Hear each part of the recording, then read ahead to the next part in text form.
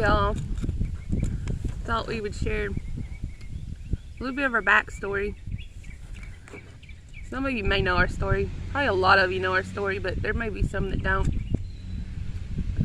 We'll start with who we are. I'm Delaney, and the scruffy guy you see in the videos, that's my dad. His name's Keith, or Pa. My mom, she's also part of the Homestead. She just prefers not to be on camera. She's more behind the scenes advisor, supervisor. Her name's Sandra, or Nani. We live and are from Middle Tennessee. And we got into homesteading after a lot of stuff started happening in our lives. And we started looking for ways to save money and be self-sustaining. You see me looking down, I've got notes to kind of help me keep me on track. I mean, we've always had a small garden and chickens. We just never saw it as something to be self-sustaining. It was just a hobby. After we moved to the place we live now in 2008, a lot of changes started happening. And that's when we met Charlie, the guy I mentioned in the garden video that I showed, the garden plot. He's now passed on, but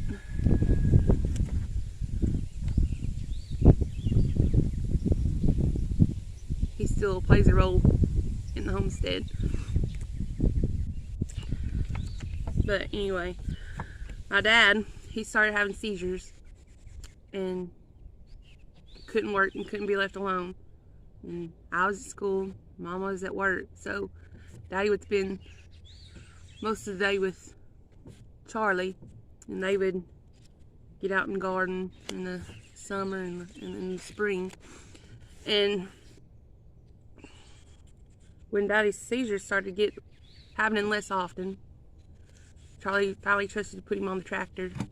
So he taught him about how to run the tractor, how to use the equipment, how to do all the tractor stuff. So that year they started growing stuff and all kinds of stuff. So me and Mama started canning more than, I mean, we'd canned before, but nothing like we did that year. A lot of canning. And then in 2009, Mama was diagnosed with a rare form of cancer. And now, both parents are still out of work. I was still in school. At this point, I was 12, 13. So we quickly found that it's good to have those canned goods and wild game meat in the freezer to rely on. So that next summer we started gardening full force. We planted over, I remember, 300 tomato plants and much, much more. Corn, green beans, okra, squash, pinto beans. We even grew peanuts. And that summer, Mama taught me a lot of life skills to do by myself. There was a lot of tough conversations that summer because she was still battling she was still battling cancer, and she taught me to can by myself. So, and from that summer on, gardening, canning, and all that just become a part of what we do and who we are. I mean, but don't get me wrong, we've had a ton of kind of a ton of setbacks. But we try to just do the best we can do with it. And after beating cancer, Mama tried to go back to work, but the high dose chemotherapy left her disabled. It caused nerve damage in her legs and arms and hands. And so she has really bad neuropathy. Most days she has trouble even walk, has trouble with her hands. So she was out of work still. And then Daddy tried to go back to work, and his seizures started happening again. So he started going back to the doctor, and the doctors finally figured out that his seizures were stress related. It was conversion disorder.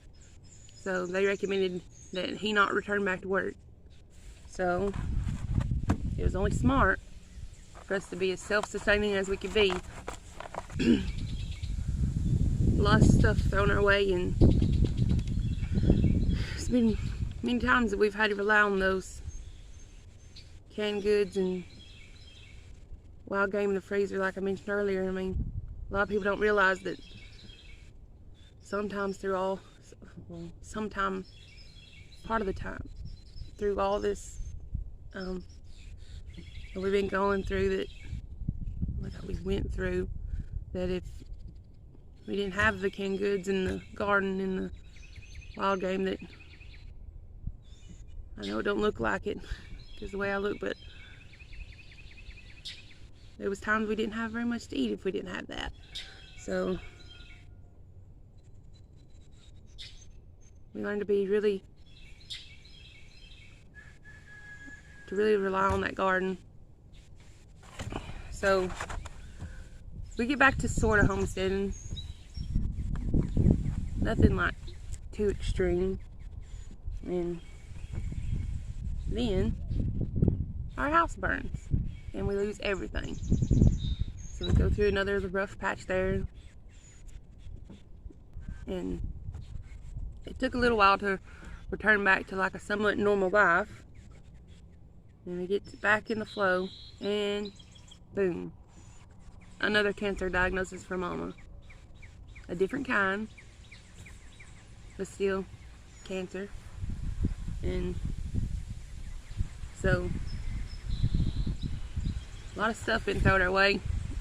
And as for me, I mean, I've always been an anxious person, different than everybody else. Viewed the world differently, seen things differently. Didn't understand why people are experiencing things that I just did not get. My parents really didn't think nothing of it. They just thought, oh, she's just shy. She's a little odd. But as I got older, stuff started getting a little worse. Panic attacks daily. Things just started getting really bad.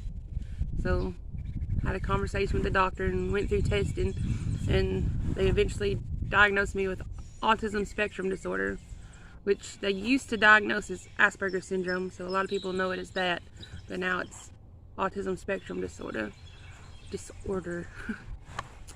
And along with that, well, mine comes along with social anxiety disorder, very bad social anxiety disorder. It's very surprising that I enjoy doing these videos, but I guess right now I'm just talking to the camera. I know if somebody will eventually see it, but I don't know. It's just different. And then I have a panic disorder, severe anxiety disorder, and ADHD. And the doctors recommended that I don't get a driver's license because of my ADHD, because my attention span is that of a squirrel most days. So they said it wouldn't be very safe for me to be out on the road. So with my social anxiety and not being able to get a driver's license, it makes me hard to get like a normal job. So after I graduated, well, I mean, I've always took care of them. I've always had that mentality that I got to take care of everything. Got to take care of people, make sure everybody else is all right. But after graduating, I took on the role of caretaker of Mama and Daddy somewhat. I mean, you still have to keep an eye on him because his seizures could return, but since we've been in this kind of out in nature situation, he's been good, knock on wood. Mama's been doing good. Knock on wood on that too. Life throws us a lot of curveballs, but anyway, back to our homesteading story. After COVID hit and everything that's went on from 2020 until now, prices of food shortages, just a lot. Even a lot going on in our own life, but I've told you enough trauma. Enough with the trauma. But we decided, like, with everything changing and the food prices outrageous, that we needed to hit homesteaded back, just pedal to the metal with it. Well, we're gonna try, and we decided we'd bring you along with the ride. We'd started like making bread and stuff, and I posted on Facebook asking, would y'all be interested in seeing more of this kind of stuff?